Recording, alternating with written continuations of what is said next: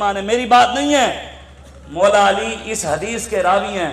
مولا علی خود فرماتے ہیں، آپ فرماتے ہیں کہ حضور نے ارشاد فرمایا من سب نبیا فاقتلوہ ومن سب صحابیا فاضربوہ، فرمایا قیامت تک جو نبی کے بارے میں بات کرے اس کا سر اتار دو، اور جو صحابہ کو بھونکے انہوں لمحہ پا کے چھتر لاؤ، اور جو مرضی بھونکے۔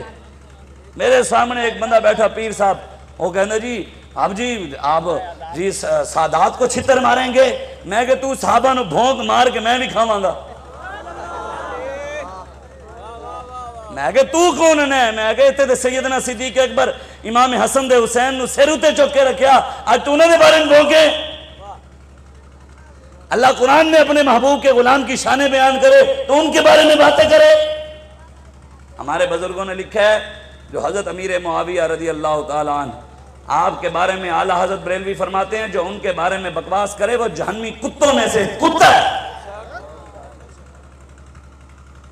جنہوں نے حضور پر جانیں قربان کر دیں، اللہ نے جن کے بارے میں قرآن میں کہا میں ان سے راضی ہو گیا ہوں، صدیوں بعد تم کتابیں اٹھا کر ہمیں اپنے علم بتاتے ہو؟ تم ہوتے کون ہو؟ تمہاری حیثیت کیا ہے صحابہ کے بارے میں باتیں کرو؟ صحابہ کا عشق تمہیں پتہ ہے؟ حضرت سعد بن ربیع رضی اللہ تعالیٰ عنہ صحابی رسول ہیں۔ حضرت سعد بن ربیع رضی اللہ تعالیٰ عنہ آپ کو نا حضور آپ کے گھر تشریف لائے، اور حضور جب تشریف لائے حضور نے صحابی رسول کو کہا کہ کمرے میں تشریف لے گئے، حضور نے فرمایا دروازہ بند کر دو، آج میں نے تم سے راز و نیاز کی باتیں کرنی ہیں۔ کیا کرنی ہے؟ حضور کافی دیر حضرت سعد بن ربیع کے ساتھ اندر تشریف فرما رہے، باتیں ہوتی رہی، حضور باہر تشریف لے گئے، واپس تشریف لے گئے۔ حضرت سعد کی زوجہ بیوی وہ آ گئیں، انہوں نے کہا جناب حضور کے ساتھ کون کون سی باتیں ہوئی ہیں راز کی، مجھے بھی بتائیں کیا راز کی باتیں ہوئی ہیں؟ عرب کے اندر نا ایک دعائے جلال ہوتی تھی، بد دعا، وہ مشہور تھا کہ تیری ماں تجھے روئے۔ حضرت سعد نے کہا تیری ماں تجھے روئے، تجھے کیا لینا دینا حضور نے میرے سے کیا باتیں کی ہیں؟ وہ میرے اور میرے آقا کے درمیان میں راز ہے، تجھے کیا لینا دینا؟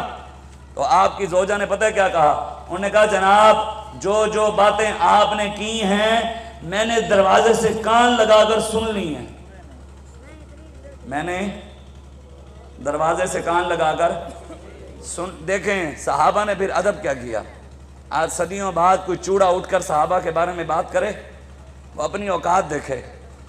تو حضور کی عزت پر نہ پیرا دے سکا، تم تو مسجدوں کے سپیکر نہ بچا سکے، تم تو کرونا میں مسجدوں کی صفیں نہ بچا سکے، اور تم نے تو صفیں توڑ دی حکومت کے کہنے پر، اور تم تو خود سپیکر اتار کر مولوی جا کر تھانے میں پیر دیتے رہے، اور تم حکومتی ملاؤں حکومتی پیر حکومت کے ساتھ کھڑے ہو کر کہتے رہے کہ ہماری مسجدیں کھلی ہیں عیسائیوں کے لیے، مسجدیں تمہارے باپ کی نہیں ہیں۔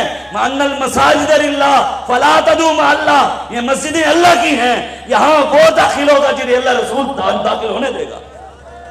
تم کون ہوتے ہو عیسائیوں کو بتاؤ؟ پھر حضور کی آمد کا کیا مقصد ہے اگر عیسائیوں نے بھی مسجدوں میں آنا تھا؟ حضور کی آمد کا کیا مقصد ہے اگر یہودیوں نے بھی مسجدوں میں آنا تھا؟ کیا تم نے سرکار کا فرمان نہیں پڑھا؟ لیکن ہائے افسوس، کاش کے درباری ملاؤں نے اور درباری پیروں نے حضور کی حدیثیں قوم کو سنائی ہوتی۔ حضور نے یہ سنیں، دل کے کانوں سے یہ حدیث سننی ہے آپ نے۔ میرے آقا و مولا صلی اللہ علیہ وآلہ وسلم حضور نے ارشاد فرمایا من لم یجد صدقہ فلیلعن الیہود۔ حضور نے کیا ارشاد فرمایا؟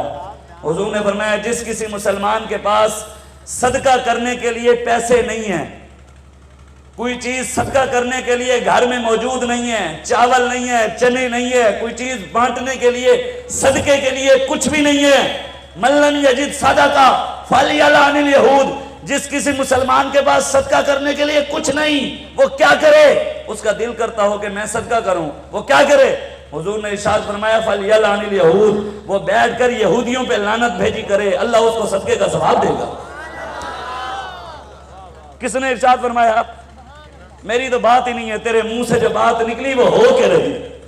سرکار نے فرمایا یہودیوں پہ لعنت بھیجنا صدقے کا ثواب ہے۔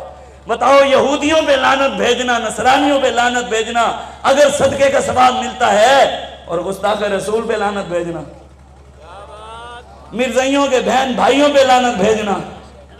نواز شریف کہتا ہے مرزائی میرے بہن بھائی ہیں۔